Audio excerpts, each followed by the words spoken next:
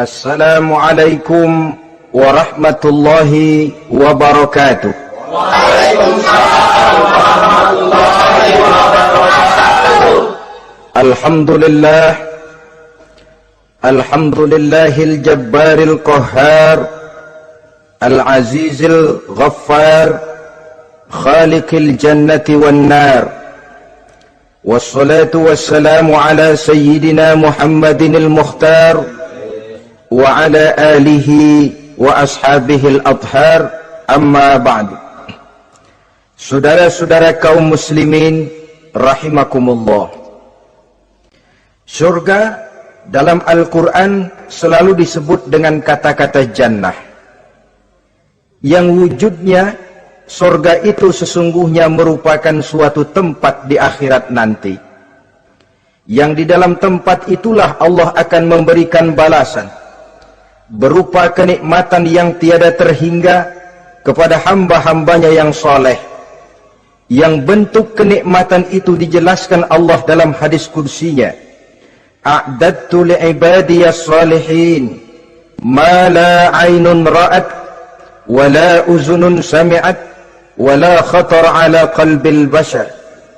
Aku sediakan buat hamba-hambaku yang soleh satu kenikmatan yang belum pernah dilihat oleh mata, belum pernah terdengar oleh telinga, dan belum pernah terdetik dalam hati manusia tentang kenikmatan yang semacam itu. Jadi kalaupun dalam banyak ayat-ayat Al-Quran Allah menggambarkan tentang surga yang di bawahnya mengalir sungai-sungai, jangan disamakan dan dibandingkan dengan sungai yang ada di dunia ini. Kalau surga bercerita tentang pohon dengan segala buah-buahnya, jangan samakan dengan pohon dan segala buah-buahan yang ada di dunia ini. Kalau surga bercerita tentang istana, tentang tempat tidur, tentang permadani dan sebagainya, seluruhnya tidak sama dan tidak bisa disamakan atau dibayangkan dengan yang kita hadapi dalam kehidupan di dunia ini. Di sanalah manusia akan menemukan kehidupan yang hakiki, yang sebenar-benarnya, yang tidak akan pernah berubah untuk selama-lamanya. Adapun kehidupan di dunia ini, boleh saja kita katakan kehidupan yang kamuflase, fata morgana, atau dalam bahasa agama sering disebut dengan kehidupan khayali. Ia berubah, ia bertukar, ia berganti oleh pergeseran masa dan pertukaran waktu. Kita jadi orang kaya di dunia, bagaimanapun kayanya kita, kekayaan itu tidak lain adalah kekayaan khayali namanya. Hari ini dia kaya, besok dia boleh jatuh bangkrut. Tengoklah orang-orang kaya di dunia ini, yang tidak cuma sekedar memperkaya diri untuk dirinya sendiri saja, tapi kadang-kadang sudah mempersiapkan untuk anak-anaknya, untuk cucu-cucunya, untuk iparnya, untuk besannya, pendeknya untuk seluruh keluarganya. Tidak cukup harta cuma untuk 1, 2, 3 bahkan sampai 7 keturunan. Tidak cukup dengan uang miliaran malah triliunan. Tidak cukup dengan punya tanah yang luas malah gunung dibeli, laut dibeli, langit pun kalau dijual mau dibeli. Sudah melampaui batas yang dinamakan kewajaran, dihinggapi penyakit rakus bin serakah alias tamak, lalu menghalalkan segala macam cara untuk mencapai harta, padahal itu tidak lebih dari bayangan khayali.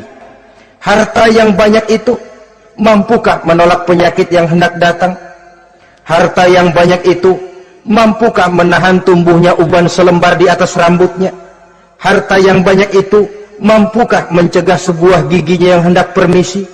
Dan pada akhirnya harta yang begitu banyak itu mampukah menolak kedatangan malaikat maut? Sama sekali ternyata tidak. Itulah kekayaan khayali namanya. Karena itu orang yang terbuka mata hatinya, dia tidak hanya mengejar kekayaan khayali ini, dia mengejar kekayaan hakiki yang terpendam di dalam kepribadian berupa al-akhlaqul karimah, akhlak dan budi pekerti yang terpuji yang menghiasi jiwa dan kehidupannya. Ada sifat sabarnya, ada sifat syukurnya, ada sifat qanaahnya, dan segala macam akhlak yang terpuji. Itulah kekayaan jiwa yang tidak bisa dinilai dengan materi. Kita punya pangkat, jabatan, kedudukan tinggi, pangkat apapun di dunia ini sesungguhnya tidak lebih dari pangkat khayali. Buktinya bahwa dia pangkat khayali, pangkat di dunia ini selalu ada bekasnya. Saudara kenal ada bekas camat, ada? Ada bekas lurah, ada bekas gubernur, ada bekas menteri, ada bekas presiden. Hari ini dia lurah, besok bekas lurah. Hari ini dia camat, besok bekas camat. Hari ini dia menteri, besok bekas menteri. Pangkat khayali. Maka Quran menganjurkan jangan pangkat khayali yang kita kejar mati-matian. Sampai menggunakan sistem jilat atas, injak bawah, sikut kiri kanan, yang penting dapat kedudukan. Padahal itu tidak lebih daripada pangkat khayali. Quran menganjurkan carilah pangkat hakiki. Kedudukan di sisi Allah, maqam di sisi Allah, itulah pangkat yang sebenarnya. Apa jalan ke arah sana? Quran memberikan petunjuk. Wa minal laili fatahajjad bihi nafilatan lak asa an yab'asaka rabbuka maqaman mahmuda. Di keheningan malam, dikala orang tidur nyenyak, bangunlah engkau tahajud kepada Allah Tuhanmu. Pasti kalau itu kau laksanakan, Allah akan menempatkan engkau di satu tempat yang terpuji, mendapat pangkat yang hakiki dan bukan sekedar pangkat khayali. Kita berusia muda, muda kita ini pun muda khayali. Berapa lama kita muda? Hari berubah jadi minggu, minggu bertukar menjadi bulan, bulan pergi datanglah tahun. Pergeseran masa dan pertukaran waktu membuat kita jadi berubah. Kulit yang tadinya kencang jadi lentur dan keriput, segalanya berubah. Oleh karenanya, pada kehidupan di surga nanti, orang akan menemukan kehidupan yang hakiki, yang tidak akan pernah berubah untuk selama-lamanya. Nah, kita akan mulai dengan menjelaskan bagaimana sebenarnya keadaan surga itu. Pertama, luasnya. Berapa sih luasnya surga? Dengan logika, sekarang ini dunia dihadapi dengan kekhawatiran terhadap peledakan penduduk yang nyaris tidak terkendali. 5 miliar lebih jumlah manusia yang nongkrong di permukaan bumi.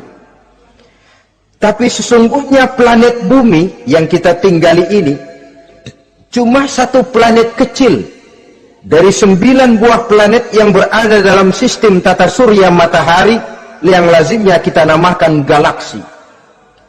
Selain tata surya matahari yang namanya galaksi itu, masih terdapat lagi galaksi-galaksi lain yang dengan sendirinya juga dikitari oleh planet-planet lain.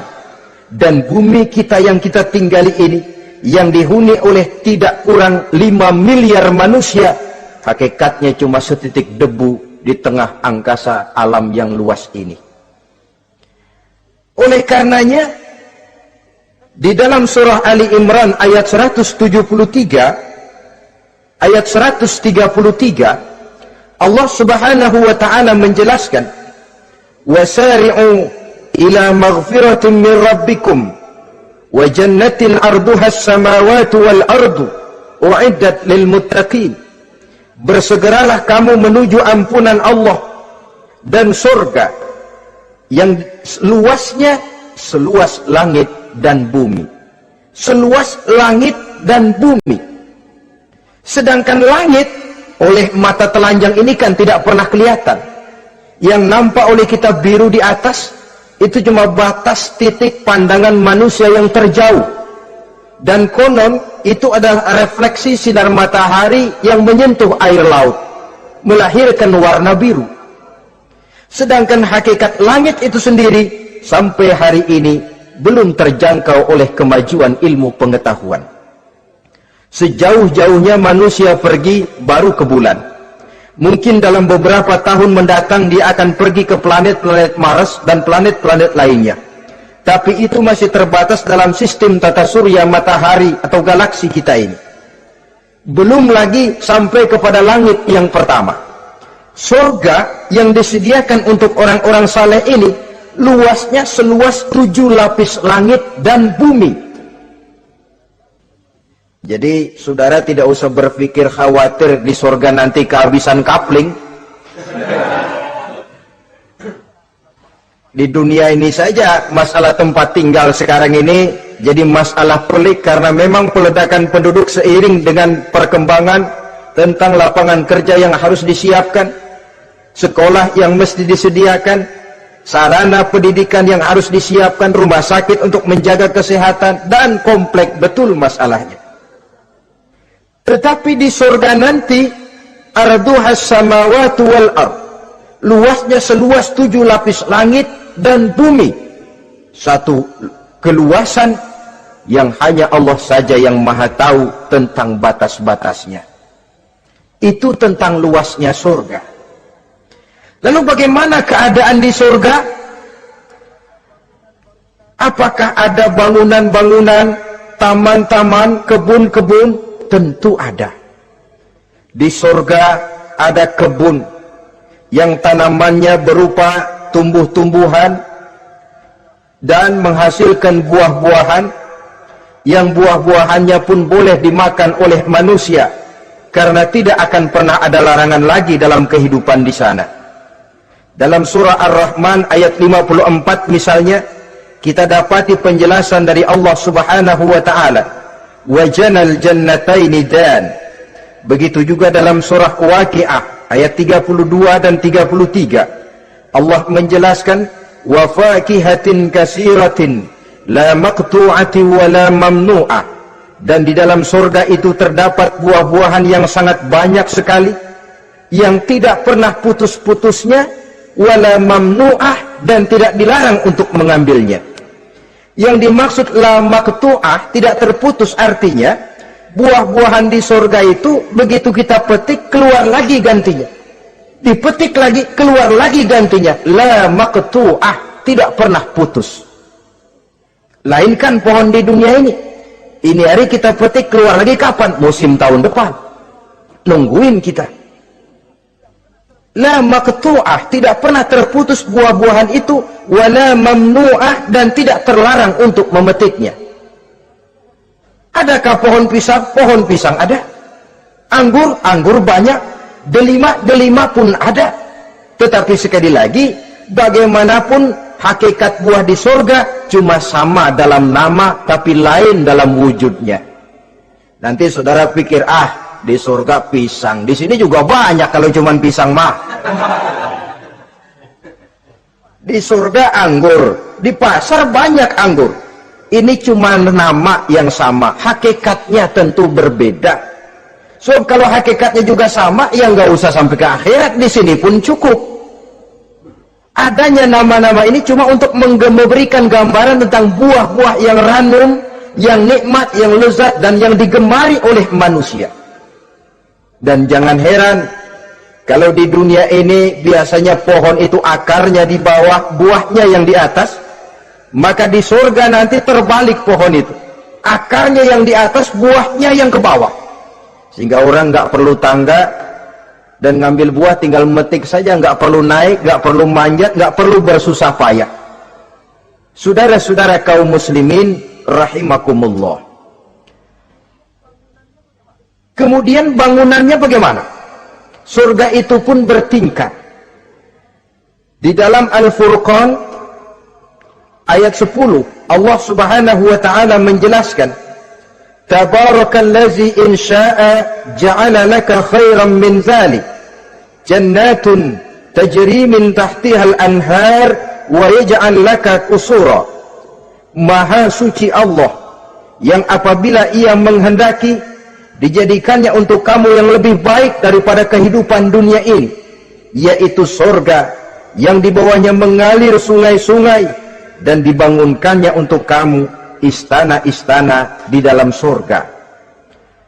Jadi bangunan di surga pun berbeda sesuai dengan amalan orang yang masuk ke dalamnya. Seperti halnya perumahan di dunia ini, ada yang masuk kelas pondok indah, ada juga yang masuk kelas pondok pindah. Itu kan tidak sama itu. Ada pondok indah, ada pondok pindah. Sudah pondok pindah lagi. Kenapa bisa berbeda begitu? Ya tergantung kekuatan ekonominya. Makin tinggi nilai kekuatan ekonominya, makin mampu dia mendirikan istana di dunia. Tapi di surga nanti, yang bikin mampu bukan ekonomi. Yang bikin mampu adalah amalan pada waktu hidup di dunia. Makin banyak amalnya, dengan sendirinya makin baguslah istananya di surga. Tetapi yang namanya surga, dapat empernya juga sudah lumayan betul itu. Seemper-empernya surga masih jauh lebih baik daripada sebagus-bagus istana di dunia ini. Taj Mahal, bangunan yang mengagumkan. Istana Raja Persia, bangunan yang menggiurkan. Sehebat-hebatnya istana dunia, masih jauh lebih mending empernya surga. Konon ya, menurut satu riwayat, baunya surga itu sudah bisa dicium 40 tahun perjalanan. Menurut riwayat lain, 500 tahun perjalanan. Menurut riwayat satu lagi, 70 tahun perjalanan. Baunya surga sudah dapat dicium oleh manusia. Saudara-saudara kaum muslimin rahimakumullah. Nah, di dalam bangunan-bangunan surga itu, seperti halnya terdapatlah kamar-kamar ghuraf dalam istilah Quran itu, yang juga berisi divan, ranjang, tempat-tempat tidur yang indah-indah, dilengkapi dengan kasur-kasur yang tebal dan empuk, bantal dan permadani yang daripadanya bertahtakan emas. Terulah tempat tidur paling menggiurkan kita zaman sekarang ini yang namanya Dunlopillow atau Alga Spring Bed. Sejauh itu bayangan kita menggambarkan masih belum apa-apanya ketimbang tempat tidur yang ada di surga itu nanti. Saudara-saudara kaum muslimin, apakah juga penduduk surga makan, minum, memakai pakaian? Iya. Mereka akan beroleh gelas, piala, kendi, cerek, dan piring-piring yang terbuat dari emas dan perak. Tentu tidak usah gambarkan lagi macam emas dan perak di dunia. Emas dan peraknya akhirat, saudara-saudara. Tetap saja mala ainun ra'at, wala uzunun sami'at, wala khatara fi qalbil bashar. Belum pernah dilihat mata, belum pernah didengar telinga, dan belum pernah terdetik dalam hati manusia tentang wujud yang semacam itu. Apa pakaian mereka? Pakaian penduduk surga dari sutra yang lembut dan tebal, berwarna hijau. Kemudian saudara-saudara, sungai juga mengalir di sana. Mata airnya antara lain berwarna jernih, ada yang air susu, ada yang sungai madu, ada yang khamar atau sungai arak, dan penduduk surga boleh meminumnya, tidak ada larangan sama sekali. Timbul pikiran konyol, kalau di surga orang pada minum arak, apa banyak yang teler di surga? Ya tentu tidak. Sebab di sana saya katakan tadi kehidupan yang hakiki. Segalanya diperbolehkan, segalanya dipersilahkan. Nah, lalu untuk masuk ke surga itu apa melalui pintu? Memang melalui berbagai macam pintu. Dan ada pintu-pintu khusus yang tidak boleh dimasuki orang lain. Sayyidina Abu Bakar Siddiq radhiyallahu an pernah bertanya tentang hal itu kepada baginda Nabi. Ya Rasul, apakah di surga ada pintu-pintu khusus? Ada, Abu Bakar. Ada di dalam surga itu pintu yang namanya Rayyan. Tidak boleh masuk ke pintu itu melainkan orang-orang yang puasa. Orang-orang yang rajin puasa, mereka akan masuk ke surga melalui satu pintu yang dinamakan Babur Rayyan atau pintu Rayyan. Ada pintu jihad, yang masuk lewat itu hanya mereka orang-orang yang waktu di dunia sepanjang hidupnya berisi jihad, menegakkan dan meninggikan kalimat Allah. Ada Babur Sedekah, pintu yang hanya boleh dilewati oleh orang-orang yang rajin bersedekah, ringan tangan dalam memberikan bantuan kepada orang-orang yang memang memerlukannya. Dan setiap orang melalui pintu yang sesuai dengan amalannya masing-masing. Ketika itu Abu Bakar bertanya, ya Rasul, Apa ada orang yang dipanggil dari tiap pintu? Tiap pintu manggil dia. Kata Nabi, ada Abu Bakar, dan saya doakan kau masuk salah satu di antara orang yang dipanggil dari tiap pintu. Ini orang multi komplek ini. Puasa, dia ahli puasa. Soal jihad, sepanjang hidupnya dia jihad. Sedekah memang tangannya pemurah. Tahajud memang tiap malam. Sementara itu akhlaknya luhur. Tiap pintu manggil dia. Dalam hadis ada juga perempuan yang bernasib baik. Dijelaskan oleh Nabi, iza sallatil mar'atu khamsaha wa shamat syahraha wa hafizat farjaha wa ata'at zawjaha qila laha udkhuli min ayyi abwabil jannati syi'ti.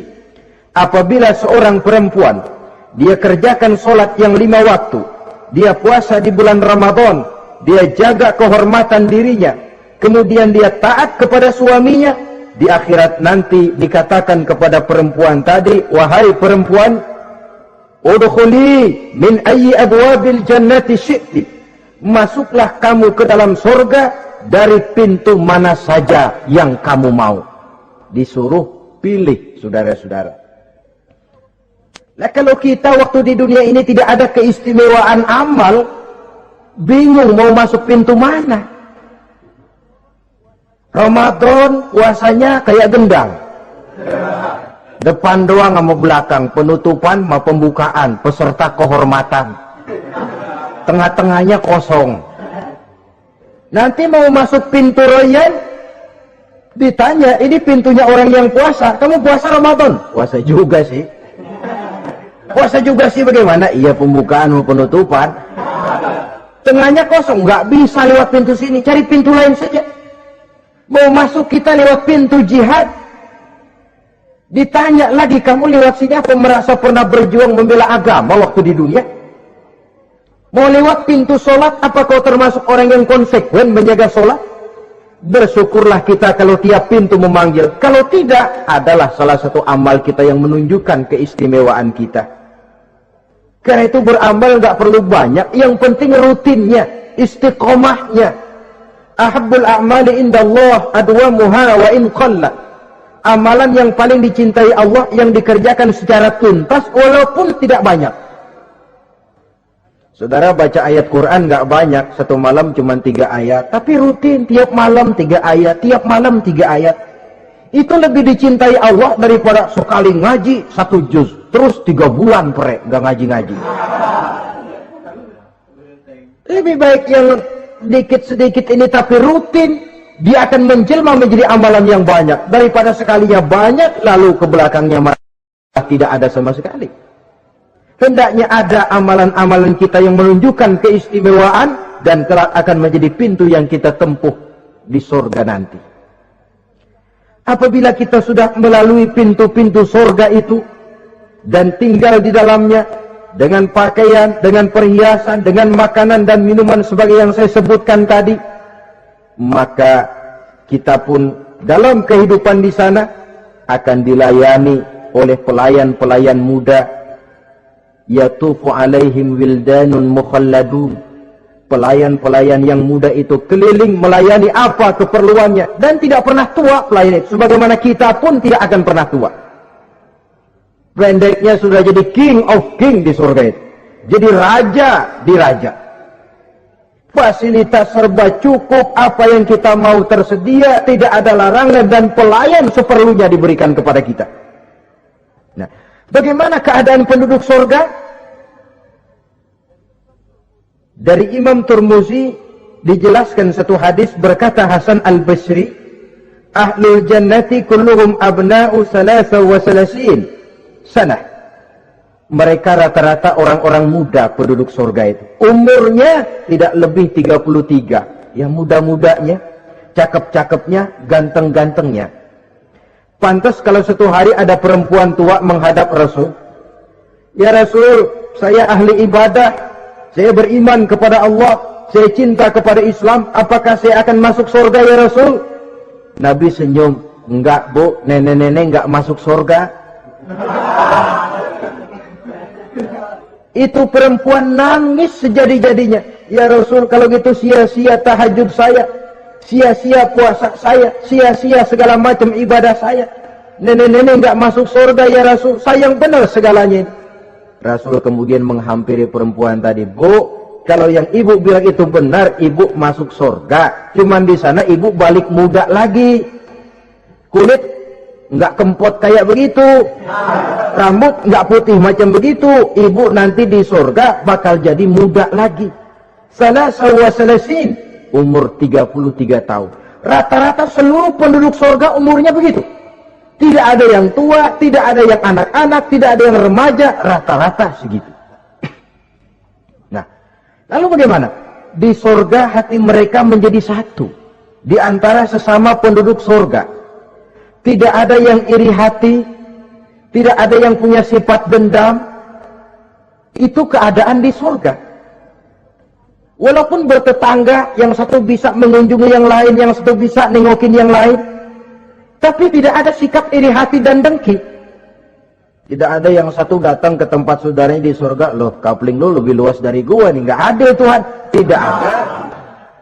Semuanya hati sudah menjadi satu, tidak ada dendam, tidak ada iri hati. Kan jauh bedanya dengan kehidupan di dunia ini toh. Kadang-kadang di dunia ini begitulah romantikanya. Kita melarat, disuraki orang, kita sedikit kaya, diselidiki orang, ada saja yang iri, ada saja yang hasut, dan selalu mencari cara untuk menjatuhkan kita. Di surga, hal semacam itu tidak akan kita temui. Orang tidak punya sifat iri hati dan dendam. Lalu bagaimana lagi keadaan penduduk surga itu? Mereka selalu merasa senang dan bahagia.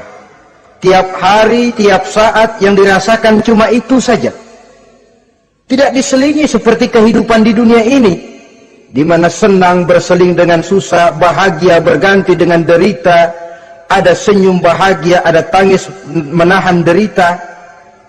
Itu romantika kehidupan di dunia. Di akhirat itu tidak akan pernah ditemui dalam surga nanti. Orang selalu merasa senang, karenanya di sana tidak ada keluh kesah, tidak ada orang yang murung, tidak ada orang yang narik napas panjang sambil menghitung bintang di langit.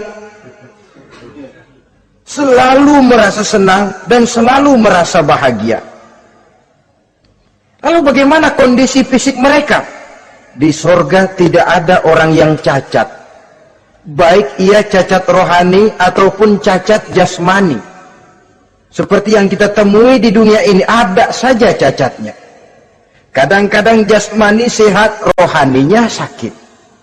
Kadang-kadang rohaninya bagus, jasmaninya cacat. Di surga, orang sempurna, komplit, cukup. Tidak ada yang cacat rohani ataupun yang cacat jasmani. Kalau dalam kehidupan di dunia ini mereka cacat, bagaimana? Mereka akan utuh dan sempurna apabila masuk ke dalam surga. Dan di surga, sungguh pun mereka makan, sungguh pun mereka minum, mereka tidak akan pernah buang air. Baik air besar maupun air kecil.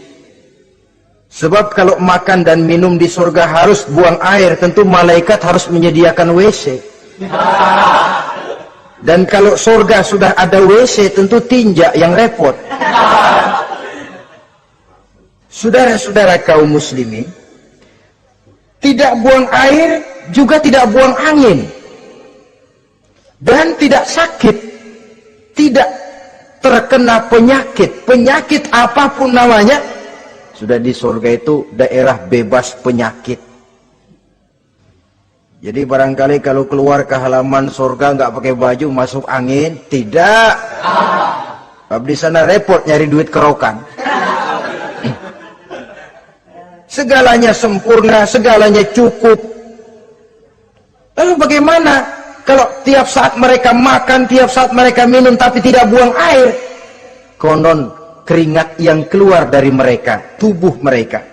Dan keringat yang keluar itu mengandung bau kasturi yang amat sangat harum baunya. Saudara-saudara, kemudian penduduk surga itu oleh Allah diberikan teman hidup yang namanya bidadari. makhluk Allah yang teramat sangat cantiknya, yang tidak bisa kita bayangkan macam apa cantiknya.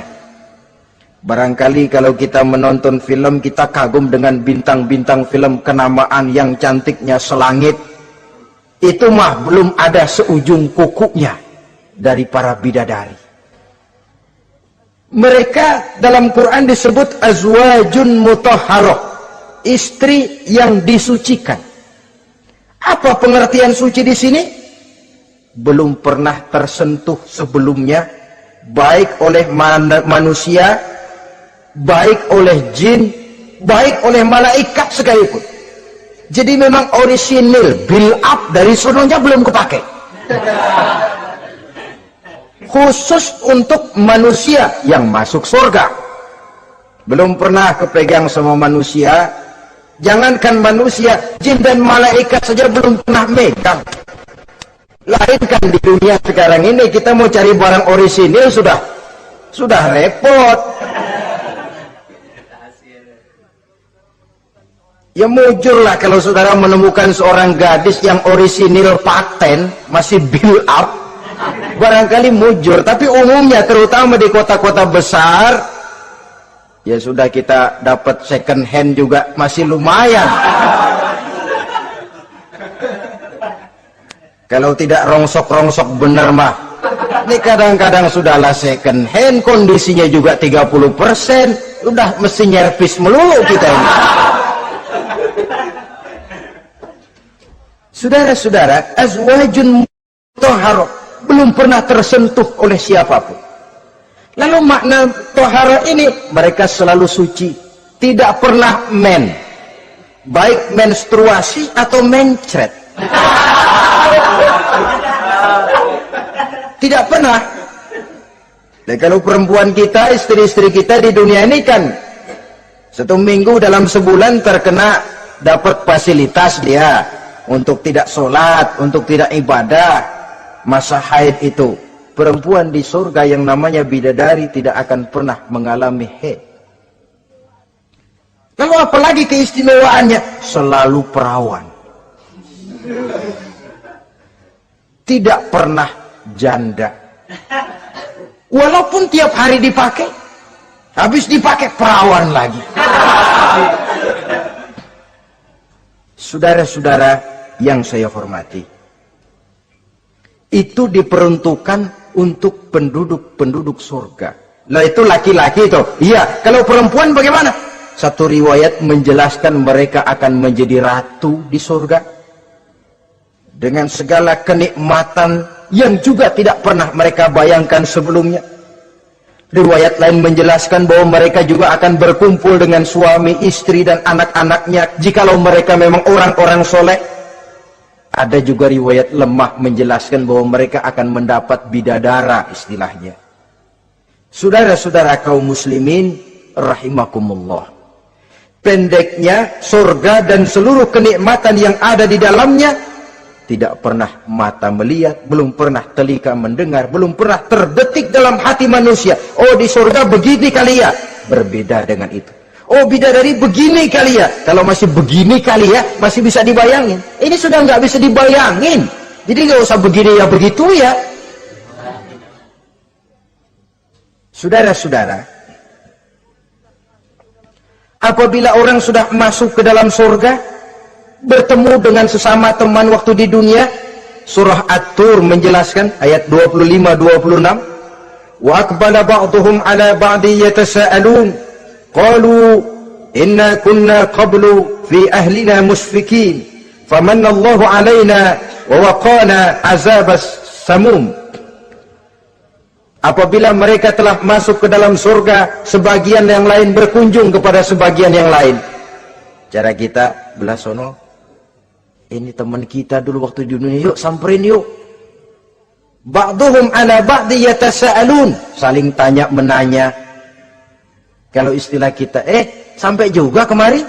Iya.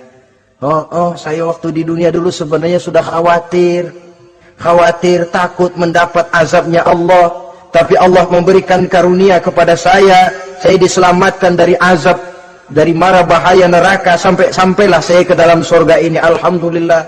Bagaimana kabarnya ente? Alhamdulillah saya juga sampai ke surga ini. Si fulan bagaimana? Nyangkut kali dia mah di neraka.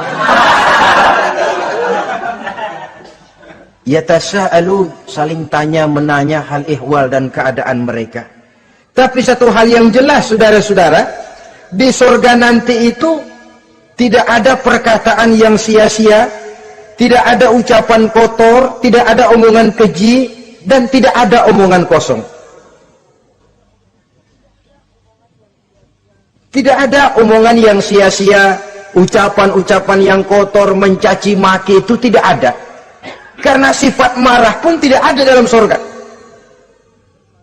Kalau di sini kadang-kadang sedikit marah sudah semrawut, kata-kata kita sudah out of control. Di sana tidak ada kata-kata kosong yang tidak ada manfaat dan tidak ada gunanya. Saudara-saudara kaum muslimin rahimakumullah. Kemudian yang terakhir, kita akan membicarakan apa saja nama-nama surga itu dan siapa calon orang-orang yang masuk ke dalamnya. Pertama, yang dinamakan Jannatul Firdaus atau surga Firdaus. Surga Firdaus ini oleh Allah Subhanahu wa taala disediakan untuk orang yang dijelaskan dalam surah Al-Mu'minun ayat 1 sampai dengan 11. Qad aflahal mu'minun, beruntunglah orang-orang yang beriman. Jadi kalau saudara ingin dapat kapling di tempat yang namanya Firdaus, itu boleh pesan mulai sekarang. Nafas masih ada, Allah masih memberikan kesempatan untuk hidup, pesan tempat dari sekarang. Apa harga karcisnya? Pertama, qad aflahal mu'minun, harus beriman. Ini syarat mutlak. Tidak beriman, nggak usah minta karcis. Minggir. Ini karcis pertama harus untuk orang yang beriman. Setelah itu yang kedua apa? Allazina hum fi salatihim khashi'un. Mereka yang khusyuk di dalam solatnya. Jadi untuk mendapat tiket ke surga Firdaus itu setelah beriman khusyuk di dalam solat. Artinya khusyuk tarkul ghair li ajlil amal, meninggalkan yang lain dan hanya memfokuskan diri kepada satu pekerjaan yang sedang dihadapi. Kalau kita makan sambil ngobrol itu namanya makannya nggak khusyuk, sebab ada sambil ngobrolnya. Nah, solat yang khusyuk, solat yang di dalamnya tidak berisi yang lain kecuali solat itu, meninggalkan yang lain dan hanya memfokuskan diri saja untuk melaksanakan suatu amalan. Dan solat khusyuk itu berat. Kadang-kadang waktu mau solat kita nggak ingat apa-apa, begitu sudah masuk takbir yang kita lupa malah kita ingat. Itu kurang ajarnya iblis. Mau sholat nyari dompet nggak ketemu, begitu takbir, aduh dompet di atas meja. Ini kalau sembahyang lama-lama digerataki orang nanti nih, mulai ocar kacir sholat kita. Makanya kata Imam Nawawi, sudah dinamakan khusyuk untuk tingkatan orang awam, kalau pada waktu takbir dia ingat Allah, segitu aja dulu dah tingkatan orang awam itu. Sebab yang namanya khusyuk itu hudurul qalbi wa sukunul jawarih. Hatinya ikut sholat, anggota badannya tenang tentram di waktu sholat, khusyuk. Kalau waktu sholat garuk sono, garuk sini, kaki ketekas, ketekus. Terus sudah anggota badannya nggak khusyuk. Atau anggota badannya tenang tentram, nggak gerak-gerak, cuma hatinya ngayab kemana-mana. Badannya di musola, hatinya di pasar. Itu juga nggak khusyuk, dan itu berat. Karena itu ini syarat kedua untuk mendapat tiket ke Firdaus. Imam Ali saja pernah dites oleh Rasul. Ya Ali, saya ya Rasul, kalau kau bisa sembahyang khusyuk, aku boleh kasih kau serban. Kamu boleh pilih yang hijau apa yang putih nanti. Baik ya Rasul. Sembahyang beliau 2 rakaat. Selesai salam ditanya, yang mana sorbannya Li? Kata Imam Ali, yang hijau ya Rasul. Belum nengok udah yang hijau ya Rasul. Kata Nabi, kalau begitu ente nggak khusyuk. Kenapa? Mungkin tadi waktu sujud mikirin, ntar kalau gua ditawarin milih yang hijau aja dah. Belum nengok sudah menjawab. Saudara-saudara, yang ketiga, wallazina hum 'anil lagwi mu'ridun. Orang-orang yang menghindarkan diri dari ucapan dan perbuatan yang sia-sia, yang tidak ada gunanya. Ini tiket yang syarat yang ketiga untuk mendapat tiket ke Firdaus itu, menghindarkan diri baik dari ucapan ataupun perbuatan yang sia-sia, yang tidak ada nilainya, baik dalam pandangan manusia, lebih-lebih lagi dalam pandangan Allah. Yang keempat, wallazina hum lizzakati fa'ilun. Mereka yang aktif membayar zakat. Kemudian yang kelima, wallazina hum lifurujihim hafizun illa ala azwajihim aw ma malakat aymanuhum fa innahum ghairu malumin. Orang-orang yang memelihara kehormatan dirinya kecuali kepada istrinya atau kepada budak sahayanya, pandai mengendalikan nafsu, tidak terperosok memperturutkan syahwatnya. Yang keenam, wallazina hum li amanatihim wa ahdihim ra'un. Orang yang pandai menjaga amanah dan pandai menepati janji. Saudara-saudara, kalau janji ditepati, sebab janji adalah hutang. Yang ketujuh, wallazina hum ala sholawatihim yuhafizun. Mereka juga selalu memelihara, tidak cuma sekedar khusyuk, tapi memelihara solat dengan baik. Ayat ke-11 dari Al-Mu'minun ini ditutup oleh Allah dengan jelas, ulaika humul warisun allazina yarisuna al-firdausa hum fiha khalidun.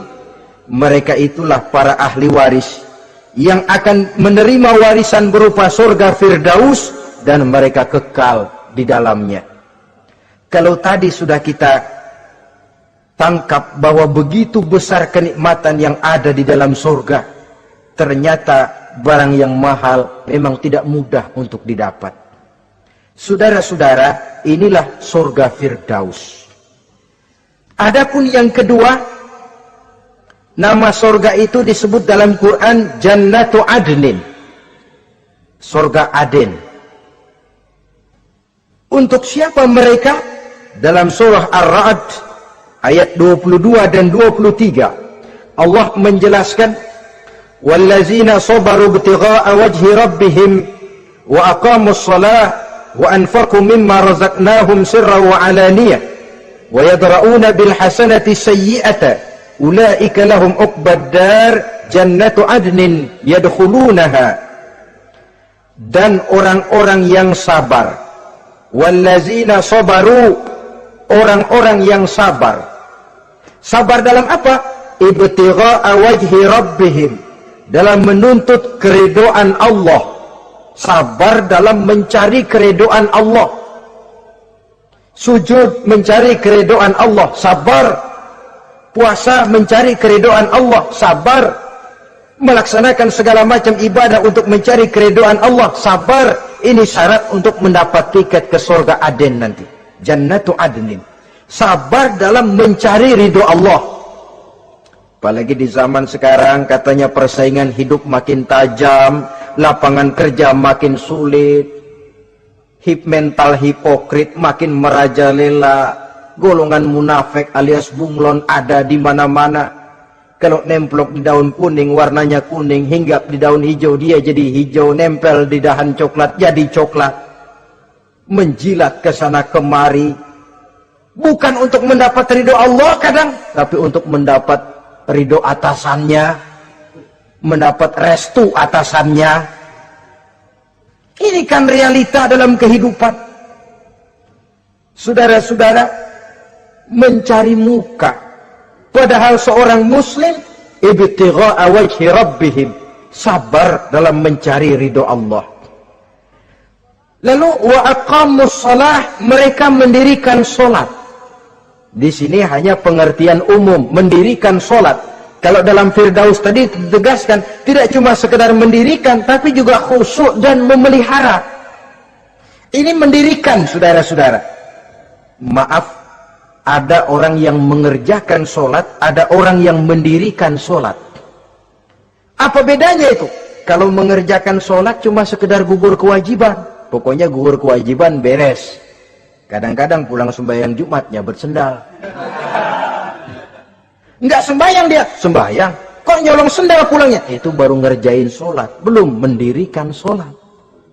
Kalau mendirikan sholat, selesai sholat, ajaran sholat diterjemahkan dalam kehidupan. Itu mendirikan namanya. Ada istimror, kontinuitas alias kesinambungan.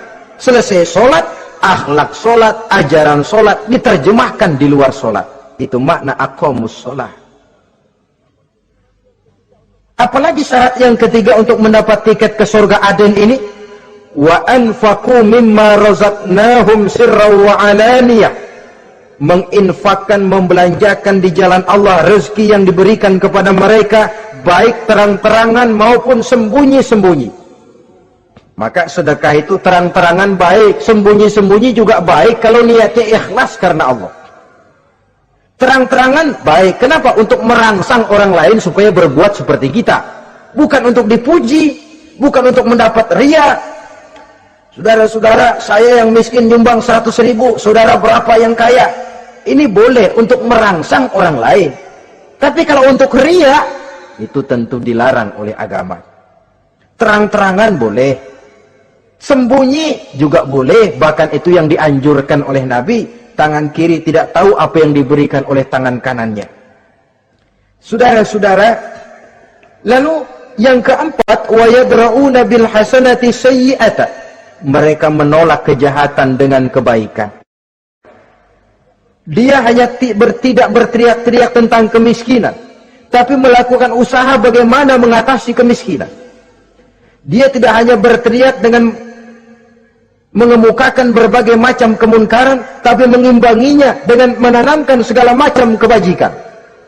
Seperti sekarang ini tuh. Air saja kalau cuma dibendung tapi tidak disalurkan kan ngebludak, jebol bendungan. Kita cuma teriak anak-anak muda dihantam oleh kebudayaan barat yang merusak moral. Tapi mana kebudayaan Islam kita? Gak pernah kita timbulkan. Musuh kita adalah kemiskinan dan kebodohan, jelas. Tapi apa langkah ekonomi yang kita lakukan untuk mengatasi kemiskinan? Dan bagaimana upaya kita meningkatkan mutu pendidikan?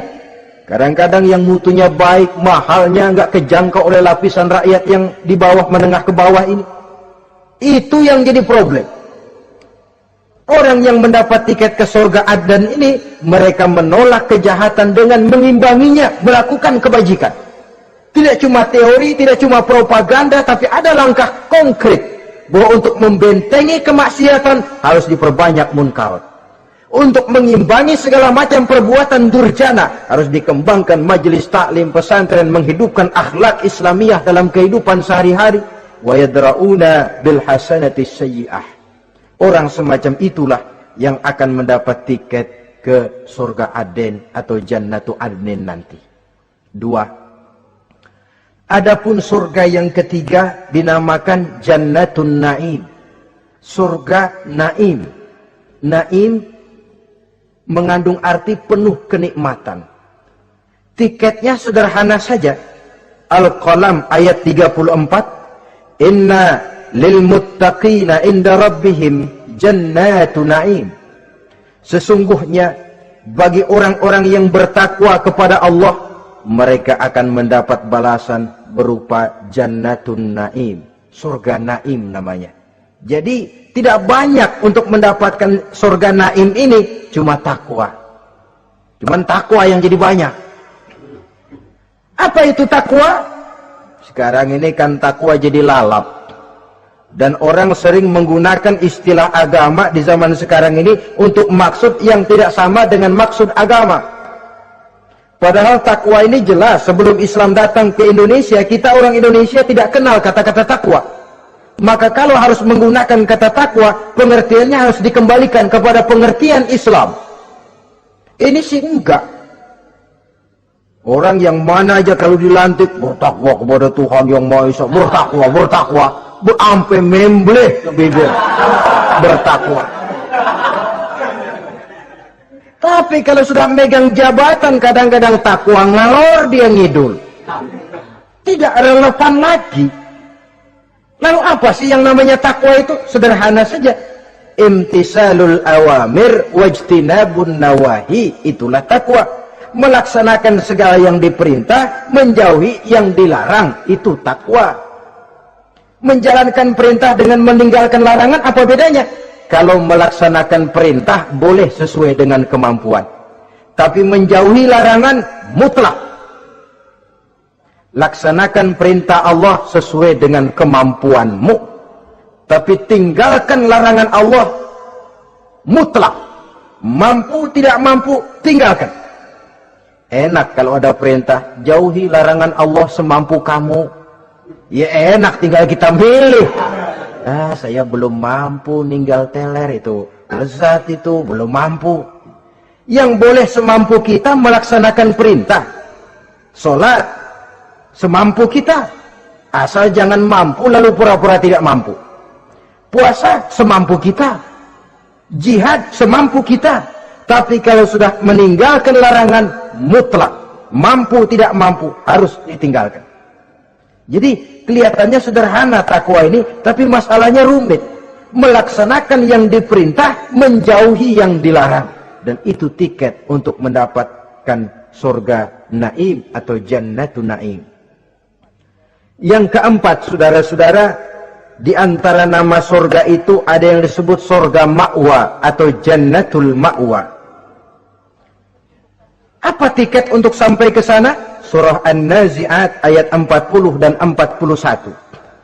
Wa amma man khafa maqama rabbih wa nahan nafsa 'anil hawa fa innal jannata hiyal ma'wa. Sesungguhnya orang-orang yang takut kepada larangan Tuhannya, wa nahan nafsa 'anil hawa, dan sanggup mengendalikan nafsu, sanggup mengendalikan diri dari memperturutkan hawa nafsu, fa innal jannata hiyal ma'wa, surga ma'walah tempat tinggalnya nanti. Jadi tiket ke jannatul ma'wa ini, pertama khafa maqama rabbih, takut kepada batas-batas yang telah ditentukan oleh Tuhannya. Ini batasnya, kamu jangan nyebrang ke sini. Ini batas yang halal, ini yang haram, ini yang hak, ini yang batil, ini yang ma'ruf, ini yang munkar.